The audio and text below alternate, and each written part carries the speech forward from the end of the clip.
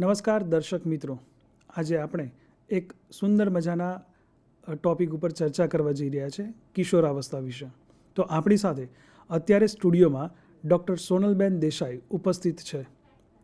Doctor સોનલબેન દેસાઈ કે જેઓ gynaecologist doctor છે અને તેઓ છેલ્લા કેટલાય વર્ષોથી ખૂબ જ સુંદર કામ કરી રહ્યા છે.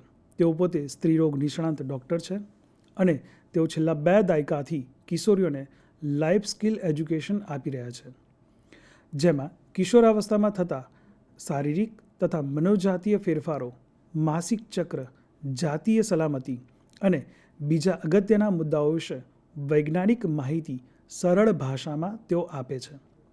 ડૉક્ટર સોનલબેને આજ સુધીમાં 25,000થી પણ વધુ કિશોરીઓને શાળાઓમાં, આંગણવાડીઓમાં, ગર્લ્સ હોસ્ટેલ, અપંગ માનવ મંડળ તથા દિવ્યાંગ બાળકોની શાળાઓમાં પાવર પોઈન્ટ પ્રેઝન્ટેશન્સ દ્વારા આ શિક્ષણ પૂરું પાડ્યું છે, જેમના માટે તેમને વિવિધ એવોર્ડ્સ પણ મળ્યા છે. આજે આપણે તેમની educational film torch for teenage girls, જે 3 ભાગમાં વહેંચાયેલ છે, તેનો પહેલો ભાગ પણ જોઈશું. તો આ મહત્ત્વપૂર્ણ ચર્ચા માટે હું ડૉક્ટર અંજના મેડમ અને સ્ટુડિયોમાં ઉપસ્થિત એવા ગાયનેકોલોજિસ્ટ ડૉક્ટર સોનલબેન દેસાઈનું હાર્દિક સ્વાગત કરું છું. Thank you so much. નમસ્તે ડૉક્ટર સોનલબેન. આજે આપણે torch for teenage girls educational ફિલ્મનો પહેલો ભાગ જોઈશું કે જેમાં કિશોરાવસ્થા દરમિયાન થતા બાહ્ય તથા આંતરિક ફેરફારો વિશે અને માસિક ચક્ર વિશે ડિટેલમાં સમજાવ્યું છે.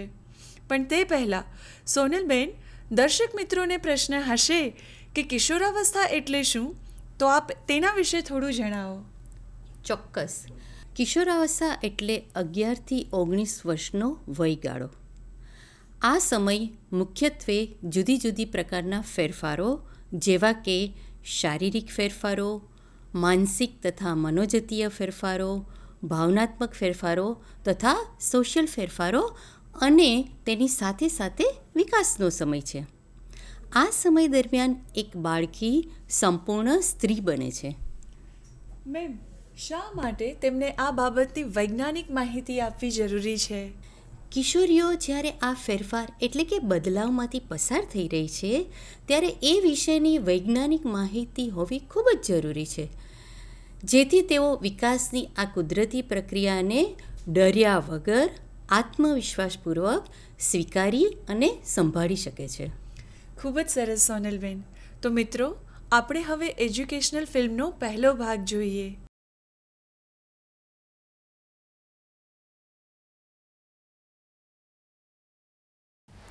હેલો ગર્લ્સ, મારું નામ ડૉક્ટર સોનલ દેસાઈ છે. હું એક ગાયનેકોલોજિસ્ટ એટલે કે સ્ત્રીરોગ નિષ્ણાત ડૉક્ટર છું અને તમારા જેવી કિશોરીઓ માટે એટલે કે ટીનેજ ગર્લ્સ માટે એક મિત્ર, માર્ગદર્શક તથા ફિલોસોફર છું. તો પહેલાં હું તમને જણાવું કે હું શું કામ કરું છું. વિકાસ, પરિવર્તન જીવનનો એક ભાગ છે.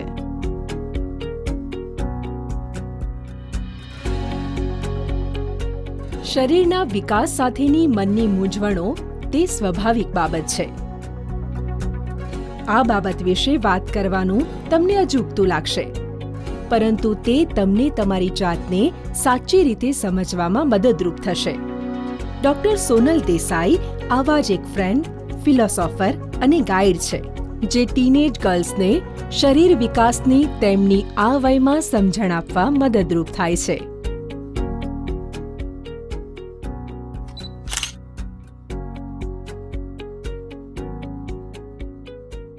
ગર્લ્સ, તમે બધા આ ઉંમરે 2 પ્રકારનું જ્ઞાન મેળવો છો. એક કે જે તમને સારા માર્ક્સ મેળવવામાં મદદ કરે અને બીજું કે જે તમારું વ્યક્તિત્વ એટલે કે પર્સનાલિટી નિખારવામાં મદદ કરે. આજે હું તમને એક ત્રીજા પ્રકારનું જ્ઞાન આપવા જઈ રહી છું. એક એવું જ્ઞાન કે જેમને સારા માર્ક્સ મેળવવામાં તથા તમારી પર્સનાલિટી ડેવલપ કરવામાં તો મદદ કરશે જ, સાથે સાથે તમે એક તંદુરસ્ત, સલામત અને સુખી જીવન એટલે કે healthy, happy and safe life જીવી શકો એવી શક્તિ મેળવવામાં પણ મદદ કરશે. પ્રશ્ન છે કેવી રીતે?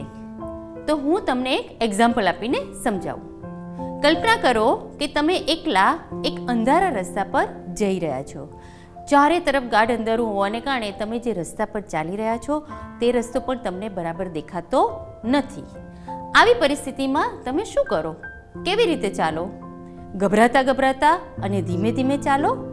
તમને એ ડર પણ હોય કે રસ્તામાં કોઈ ખાડો અથવા મોટો પથ્થર આવે તો પડી પણ જવાય.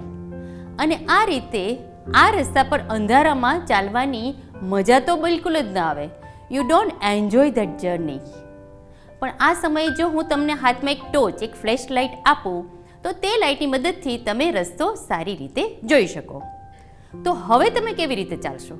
એકદમ કોન્ફિડન્સથી ચાલશો, ઝડપથી ચાલશો અને સૌથી મહત્વનું છે કે જવાબદારીપૂર્વક ચાલશો કે જેથી કરીને રસ્તામાં કોઈ ખાડો કે મોટો પથ્થર હોય તો તમે એની સાઈડમાંથી નીકળીને અટક્યા વગર આગળ વધો.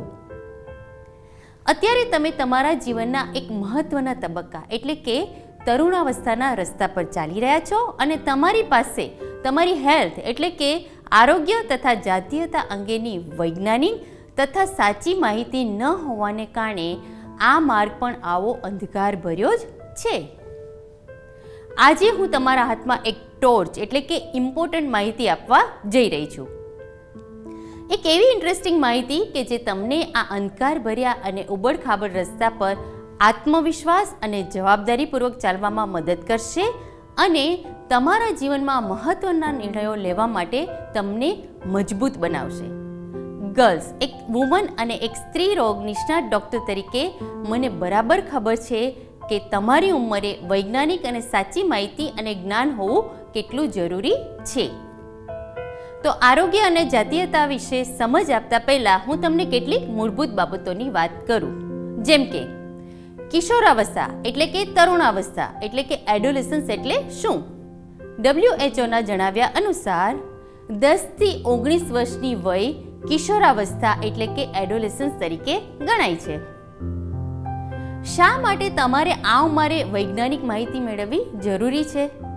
તો આ એક એવી ઉંમર છે કે જ્યારે દરેક વ્યક્તિના શરીરમાં મહત્વના ફેરફારો થાય છે. આ એક એવો સમયગાળો છે કે જ્યારે એક બેફિકર બાળક જવાબદાર નાગરિક બને છે. બીજી રીતે જોઈએ તો કિશોરાવસ્થામાંથી સંપૂર્ણ સ્ત્રી બનવાના અજાણ્યા રસ્તા પરની આ યાત્રા છે અને તમે બધા અત્યારે આ રસ્તા પર ચાલી રહ્યા છો. અત્યારે જ્યારે તમે શરીરમાં થતા મહત્વના ફેરફારોને જોઈ શકો છો, અનુભવી શકો છો, ત્યારે સ્વાભાવિક રીતે જ તમારા મનમાં ઘણા બધા પ્રશ્નો ઉદ્ભવે અને આ પ્રશ્નોના સાચા જવાબ તમે ક્યાંથી મેળવશો? કોઈ મિત્ર, વડીલ કે સંબંધી પાસેથી કે કોઈ ન્યૂઝપેપર, મેગેઝિન કે ફિલ્મમાંથી કે પછી ઇન્ટરનેટ પરથી? આ બધા તમને માહિતી તો પૂરી પાડશે પણ શું એ તમને જરૂરી છે એવી સંપૂર્ણ વૈજ્ઞાનિક માહિતી હશે? મોટા ભાગે આ પ્રકારે મળતી માહિતી અધૂરી અને નોન સાયન્ટિફિક હોય છે અને ખરેખર તો મદદ કરવાને બદલે નુકસાન વધારે કરે છે. તાજેતરના એક સર્વેમાં મુંબઈના 4 ડૉક્ટર્સને જણાયું હતું કે 61% કિશોરીઓમાં જાતીય સ્વાસ્થ્ય એટલે કે સેક્સ્યુઅલ હેલ્થ અંગે જાગૃતિ નથી. માત્ર 40% કિશોરીઓ જ તેમની જાતીય સમસ્યા અંગે મિત્રો અથવા ડૉક્ટર્સ સાથે ચર્ચા કરે છે. કિશોરીઓ તેમની સ્વાસ્થ્ય અને જાતીયતા એટલે કે હેલ્થ અને સેક્સ્યુઆલિટી અંગેની માહિતી મેઇનલી છાપાઓ, મેગેઝિન્સ, ફિલ્મ અને ઇન્ટરનેટ પરથી જ મેળવે છે. 20% કિશોરીઓને ખબર જ નથી કે બળાત્કારને ગુનો કહેવાય. આ બધા આંકડા કેટલા ચોંકાવનારા છે. માટે જ તમને યોગ્ય ઉંમરે સાચી માહિતી એટલે કે રાઇટ ઇન્ફોર્મેશન એટ રાઇટ એજ મળવી જરૂરી છે.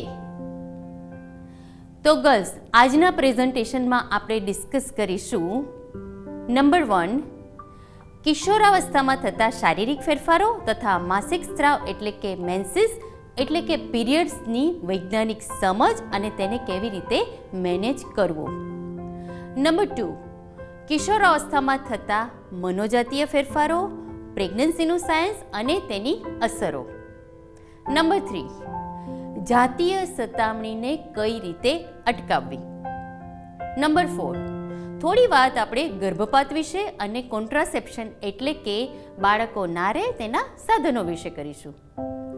અને છેલ્લે આહાર અને પોષણ, એક્સરસાઇઝ અને ફિટનેસ તથા કિશોરાવસ્થામાં લેવામાં આવતી જરૂરી વેક્સિન્સ એટલે કે રસીઓ વિશે વાત કરીશું. ગર્લ્સ, આ બધી જ માહિતી ખૂબ જ રસપ્રદ એટલે કે ઇન્ટરેસ્ટિંગ છે અને તમને જિંદગીમાં આગળ ખૂબ જ કામમાં આવશે એવી મને ખાતરી છે. માટે આ પ્રેઝન્ટેશન તમે શાંતિથી, ખુલ્લા મનથી જુઓ અને સાંભળો. તો સૌ પ્રથમ આપણે આપણા શરીરને સમજીએ. આપણું શરીર જુદા જુદા તંત્રોનું બનેલું હોય છે, જેમ કે રુધિરાભિસરણ તંત્ર, પાચન તંત્ર, શ્વસન તંત્ર, ચેતાતંત્ર વગેરે વગેરે. દરેક તંત્ર જુદા જુદા ભાગોનું બનેલું હોય છે અને દરેક તંત્ર શરીરમાં ચોક્કસ જગ્યાએ આવેલું છે. દરેક તંત્રનું એક ચોક્કસ કાર્ય છે. અત્યારે તમે સ્લાઇડમાં જે જોઈ રહ્યા છો તે છે રુધિરાભિસરણ તંત્ર એટલે કે કાર્ડિયોવાસ્ક્યુલર સિસ્ટમ. શાનું બનેલું હોય તો હૃદય અને રુધિરવાહિનીઓ. હૃદય એટલે કે હાર્ટ એ વિશિષ્ટ પ્રકારના સ્નાયુઓનું બનેલું છે અને તે એક પંપની જેમ કાર્ય કરે છે. ક્યાં આવેલું હોય તો ચેસ્ટમાં આવેલું હોય અને રુધિરવાહિનીઓ આખા શરીરમાં આવેલી હોય. આ તંત્રનું કાર્ય છે આખા શરીરમાં લોહીનું ભ્રમણ કરવાનું એટલે કે બ્લડને સર્ક્યુલેટ કરવાનું. આ પાચન તંત્ર એટલે કે ડાયજેસ્ટિવ સિસ્ટમ છે જે અન્નનળી, જઠર, નાના આંતરડા તથા મોટા આંતરડાનું બનેલું હોય છે. આ તંત્રના મોટા ભાગના અવયવો પેટની અંદર આવેલા હોય છે અને પાચન તંત્રનું મુખ્ય કામ છે વેરી સિમ્પલ, ખોરાકનું પાચન કરવાનું. તેવી જ રીતે બીજું સૌથી અગત્યનું તંત્ર છે સ્ત્રી પ્રજનન તંત્ર એટલે કે ફિમેલ રિપ્રોડક્ટિવ સિસ્ટમ. આ સ્ત્રી પ્રજનન તંત્ર પેઢું કે પેલ્વિસ તરીકે ઓળખાતા પેટના નીચેના ભાગમાં આવેલું હોય છે. સ્ત્રી પ્રજનન તંત્ર શેનું બનેલું હોય છે? ગર્ભાશય કે જે સ્મૂધ મસલ્સનું બનેલું હોય છે અને વિસ્તરણ એટલે કે એક્સપાન્ડ થવાની ક્ષમતા ધરાવે છે.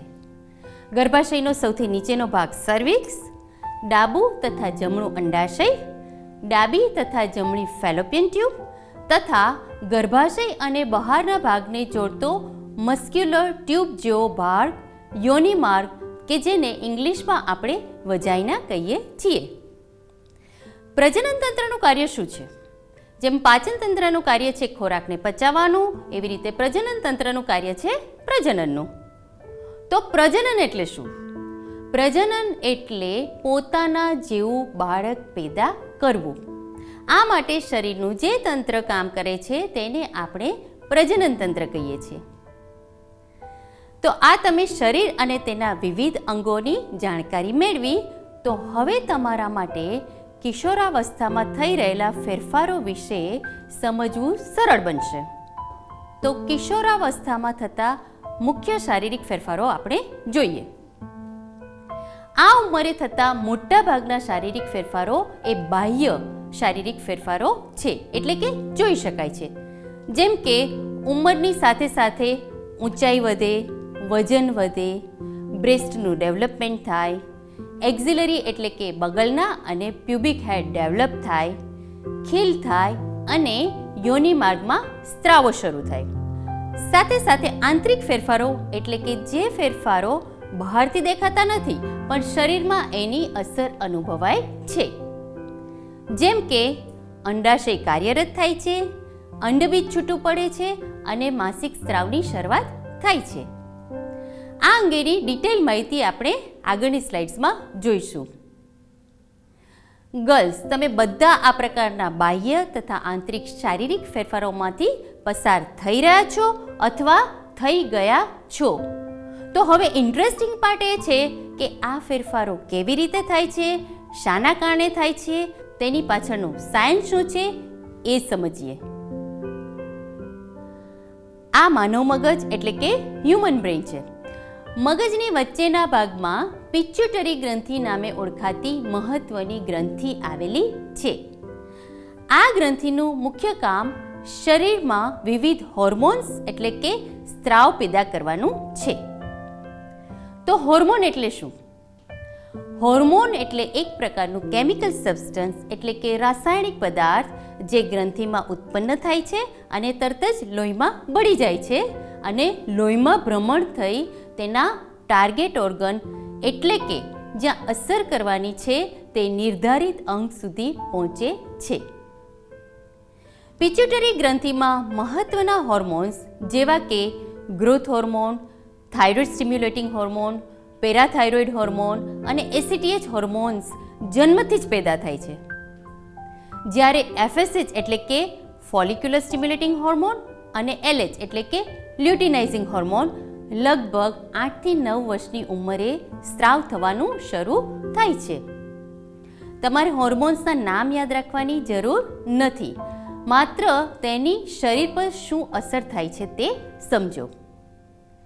આ એફએસએચ અને એલએચ હોર્મોન્સ પિટ્યુટરી ગ્રંથિમાંથી પેદા થયા પછી તરત જ લોહીમાં ભળીને તેના નિર્ધારિત અંગ એટલે કે ટાર્ગેટ ઓર્ગન અંડાશય સુધી પહોંચે છે, જેની અસરથી અંડાશયમાં બીજા 2 હોર્મોન્સ પ્રોડ્યુસ થાય છે જેના નામ છે ઇસ્ટ્રોજન અને પ્રોજેસ્ટેરોન, જેમને આપણે સેક્સ હોર્મોન્સના નામથી પણ ઓળખીએ છીએ. આ રીતે પિટ્યુટરી હોર્મોન્સ અને સેક્સ હોર્મોન્સની સંયુક્ત અસરોને કારણે બધા જ બાહ્ય તથા આંતરિક શારીરિક તથા જાતીયતા અંગેના ફેરફારો થાય છે. તો ફરી જોઈએ. બાહ્ય ફેરફારો જેવા કે ઊંચાઈ અને વજનમાં વધારો થવો, બ્રેસ્ટનું ડેવલપમેન્ટ થવું. 10 થી 11 વર્ષની વયે બ્રેસ્ટનું ડેવલપમેન્ટ શરૂ થાય છે અને 3 થી 5 વર્ષ સુધીમાં ડેવલપમેન્ટ પૂરું થાય છે. એક્સટર્નલ જેનાઇટલ્સ એટલે કે બાહ્ય જનનાંગો પર હેર ગ્રો થાય છે. અહીંયા મને પ્રશ્ન પૂછવાની ઈચ્છા થાય છે, તમને ખબર છે કે સ્ત્રીના એક્સટર્નલ જેનાઇટલ્સ એટલે કે બાહ્ય જનનાંગ શાનું બનેલું હોય છે? શું શું આવેલું હોય છે? બાહ્ય જનનાંગોમાં યોનિ માર્ગનું દ્વાર એટલે કે વજાઇનલ ઓપનિંગ, મૂત્રદ્વાર એટલે કે યુરિનરી ઓપનિંગ કે જેના દ્વારા યુરિન બહાર આવે છે, એક સ્મોલ ફિમેલ સેક્સ્યુઅલ ઓર્ગન જેને ક્લાઇટોરિસ કહેવામાં આવે છે, અને આ બધાને પેટ જેવા 2 પ્રકારના મસલ્સ કવર કરે છે. ગર્લ્સ, આપણે કિશોરાવસ્થામાં થતા બાહ્ય ફેરફારો જોયા. હવે આપણે માસિક ચક્ર વિશે સમજીશું. ડૉક્ટર સોનલબેન, શ્રોતાઓને માસિક ચક્રને શા માટે વૈજ્ઞાનિક રીતે સમજવું જરૂરી છે? માસિક ચક્ર એક કુદરતી પ્રક્રિયા છે જે દર મહિને થાય છે. કિશોરીઓ જ્યારે તેને વૈજ્ઞાનિક રીતે સમજે છે ત્યારે ગભરાયા વગર તેને સારી રીતે સંભાળ લઈ શકે છે, મેનેજ કરી શકે છે. માસિક ચક્ર સાથે ઘણી બધી ગેરમાન્યતાઓ પણ જોડાયેલી છે. વિજ્ઞાન આ ગેરમાન્યતાઓને દૂર કરી અને સાચી સમજ આપે છે. એકદમ સાચી વાત છે. તો ચાલો આપણે માસિક ચક્ર વિશે સમજીએ. હવે આપણે શરીરના આંતરિક ફેરફારો જોઈએ, જે જોઈ નથી શકાતા, માત્ર અનુભવી શકાય છે તે જોઈએ. તો સૌપ્રથમ અંડાશયના કાર્ય વિશે માહિતી મેળવીએ. આ ડાબું તથા જમણું અંડાશય છે. અંડાશયમાં અંડબીજ એટલે કે સ્ત્રી બીજ આવેલા હોય છે. છોકરીના જન્મ સમયે લગભગ 10 લાખ જેટલા અંડબીજ અંડાશયમાં સ્ટોર થયેલા હોય છે અને તે ઇમ્મેચ્યોર એટલે કે અપરિપક્વ સ્થિતિમાં હોય છે. કિશોરાવસ્થામાં પહોંચતા સુધીમાં તેની સંખ્યા ઘટીને 4 લાખ થઈ જાય છે. આ પહેલાં આપણે માહિતી મેળવી કે 8 થી 9 વર્ષની વયે અંડાશયમાં ઇસ્ટ્રોજન અને પ્રોજેસ્ટેરોન નામના હોર્મોન બનવાનું શરૂ થાય છે અને તે લોહીમાં ભળે છે. પછી ધીરે ધીરે બ્લડમાં તેમનું લેવલ વધતું જાય છે. લગભગ 12 વર્ષની ઉંમરે આ હોર્મોન્સનું બ્લડમાં લેવલ ક્રિટિકલ લેવલ એટલે કે ઇફેક્ટિવ લેવલ પર પહોંચે છે. જ્યારે આ હોર્મોન્સ ઇફેક્ટિવ લેવલ પર પહોંચે ત્યારે અંડાશયમાંથી એક સ્ત્રી બીજ એટલે કે અંડબીજ સિલેક્ટ થાય છે. આ સિલેક્ટ થયેલું સ્ત્રી બીજ ધીરે ધીરે મોટું થાય છે, મેચ્યોર થાય છે. 14મા દિવસે તે અંડાશયમાંથી છૂટું પડે છે. આ છૂટું પડવાની પ્રોસેસને આપણે ઓવ્યુલેશન કહીએ છીએ. વિડીયોમાં તમે જોઈ શકો છો કે આ રિલીઝ થયેલું એટલે કે છૂટું પડેલું સ્ત્રીબીજ તરત જ ફેલોપિયન ટ્યુબમાં દાખલ થાય છે. ફેલોપિયન ટ્યુબમાં જો એ સમયે પુરુષ બીજ એટલે કે સ્પર્મ્સ હાજર હોય તો તે સ્ત્રીબીજનું માત્ર એક જ પુરુષ બીજ દ્વારા ફલિનીકરણ એટલે કે ફર્ટિલાઇઝેશન થાય છે. પણ જો પુરુષ બીજ હાજર ના હોય તો સ્ત્રી બીજ ફેલોપિયન ટ્યુબમાં આગળ વધીને ગર્ભાશયમાં દાખલ થાય છે. સ્ત્રી બીજ સિલેક્ટ થાય તે સમયથી તે ગર્ભાશયમાં દાખલ થાય તે સમય દરમિયાન ગર્ભાશયની અંદરની લાઇનમાં હોર્મોન્સની અસરથી થોડા ફેરફારો થાય છે. આ ગર્ભાશયની અંદરની લાઇન છે જેને એન્ડોમેટ્રિયમ કહેવામાં આવે છે. આ સમયગાળા દરમિયાન એન્ડોમેટ્રિયમ થીક એટલે કે જાડું થતું જાય છે અને સાથે સાથે તેની નીચે રહેલ બ્લડ વેસલ્સ એટલે કે રુધિરવાહિનીઓ તથા ગ્લેન્ડ્સ પણ જાડી થતી જાય છે. તો ગર્લ્સ, હવે સૌથી અગત્યનું માસિક કેવી રીતે શરૂ થાય છે તે સમજીએ. ગર્ભાશયની અંદરની જાડી લાઇનને ટકાવી રાખવા માટે હોર્મોન્સનું લેવલ ઘણું વધારે જોઈએ. હવે 28મા દિવસની આસપાસ આ લેવલ નીચું જવા માંડે છે, જેથી કરીને ગર્ભાશયની અંદરની લાઇન ટકી શકતી નથી. તેથી એ તૂટવા માંડે છે અને ત્યાંથી બ્લીડિંગ શરૂ થાય છે. આ બ્લડ ધીમે ધીમે ગર્ભાશયમાંથી અને પછી યોનિ માર્ગમાંથી બહાર આવે છે. આને આપણે માસિક સ્ત્રાવની શરૂઆત કહીએ છીએ. તો આખી અંદરની લાઈનને બહાર આવતા 5 થી 7 દિવસ લાગે છે, માટે જ માસિક 5 થી 7 દિવસ ચાલુ રહે છે. બીજા મહિને આ જ પ્રમાણેની પ્રોસેસ ફરીને થાય છે. હોર્મોન્સની અસરથી બીજું એક સ્ત્રીબીજ સિલેક્ટ થઈ ગ્રો થાય છે, મેચ્યોર થાય છે. 14મા દિવસે ઓવ્યુલેશનની પ્રોસેસથી અંડાશયની બહાર આવી અને ફેલોપિયન ટ્યુબમાં દાખલ થાય છે. અને જો ફલિનીકરણ નથી થતું તો ગર્ભાશયમાં આવે છે અને 28મા દિવસે ફરીને હોર્મોન્સની અસર ઘટવાને કારણે અંદરની લાઈન તૂટવાની શરૂ થાય છે અને બ્લડ બહાર આવે છે. તો આ રીતે માસિક દર મહિને આવે છે. ગર્લ્સ, તમને ખ્યાલ છે આ રીતે માસિક ક્યાં સુધી એટલે કે કેટલી ઉંમર સુધી ચાલુ રહેશે? માસિક મેનોપોઝ એટલે કે 48 થી 50 વર્ષની ઉંમર સુધી ચાલુ રહેશે અને પછી બંધ થઈ જશે. શા માટે? કારણ કે ત્યાં સુધીના સમયમાં બધા જ સ્ત્રીબીજ અંડાશયમાંથી વપરાઈ ચૂક્યા હશે. તો અહીંયા હું તમને માસિક ચક્ર વિશે થોડી જરૂરી માહિતી આપવા માંગુ છું. મેનાર્કી. પ્રથમ માસિકને મેનાર્કી તરીકે ઓળખવામાં આવે છે. 9 થી 16 વર્ષની ઉંમર દરમિયાન માસિક ગમે ત્યારે શરૂ થાય છે. જો 16 વર્ષની ઉંમર સુધીમાં શરૂ ન થાય તો ડૉક્ટરની સલાહ લેવી જરૂરી છે. સામાન્ય રીતે 2 માસિકની વચ્ચે 21 થી 35 દિવસનો સમયગાળો રહે છે તથા તે 3 થી 5 દિવસ કે વધુમાં વધુ 7 દિવસ ચાલુ રહે છે. ગર્લ્સ, પણ તમારા માટે માસિક દરમિયાન શું જાળવણી કરવી એ સૌથી અગત્યનું છે. સૌથી પહેલી બાબત છે તમારી જાતને ચોખ્ખી રાખવી. આ માટે ઘણી બધી છોકરીઓ સેનિટરી નેપકિન્સ વાપરે છે.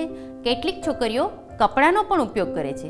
તમે સેનિટરી ટેમ્પોન કે મેન્સ્ટ્રુઅલ કપનો પણ ઉપયોગ કરી શકો છો.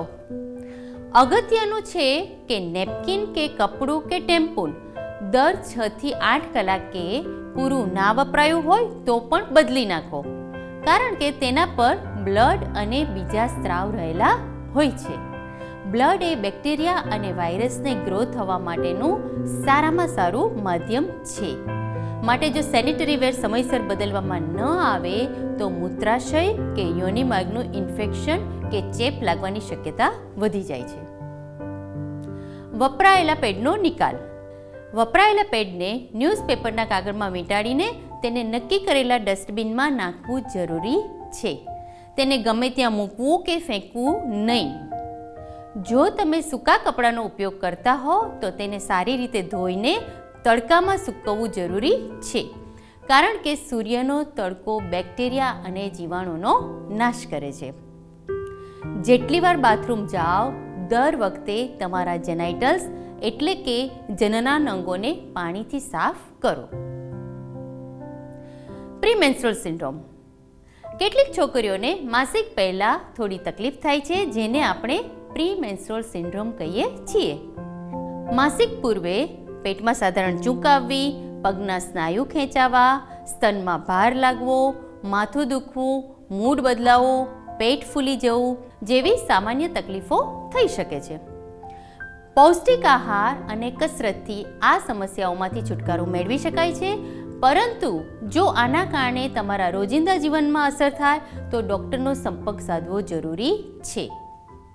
ગર્લ્સ, માસિક ચક્ર એ એક નેચરલ ફિઝિયોલોજિકલ પ્રોસેસ છે, પણ તેની સાથે ઘણી બધી ગેરમાન્યતાઓ જોડાયેલી છે.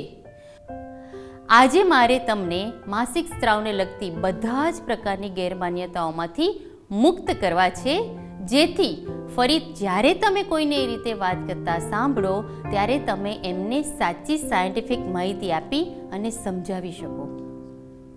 આપણા સમાજમાં માસિકને લઈને ઘણી બધી ગેરમાન્યતાઓ છે, જેમ કે માસિકમાં આવતું બ્લડ એ ખરાબ બ્લડ છે, જ્યારે સાચી વાત છે કે આ બ્લડ નોર્મલ બ્લડ જ હોય છે, જે ગર્ભાશયની અંદરની તૂટેલી લાઇનમાંથી બહાર આવે છે. ખોરાક વિશે માન્યતા છે કે માસિક દરમિયાન ખાટું ન ખાઈ શકાય, જ્યારે સાચી વાત એ છે કે ખાટા ખોરાકને ને માસિકને કંઈ જ લાગતું વળગતું નથી. એકચ્યુઅલી હેલ્ધી ખોરાક એટલે કે પૌષ્ટિક આહાર લેવો જરૂરી છે.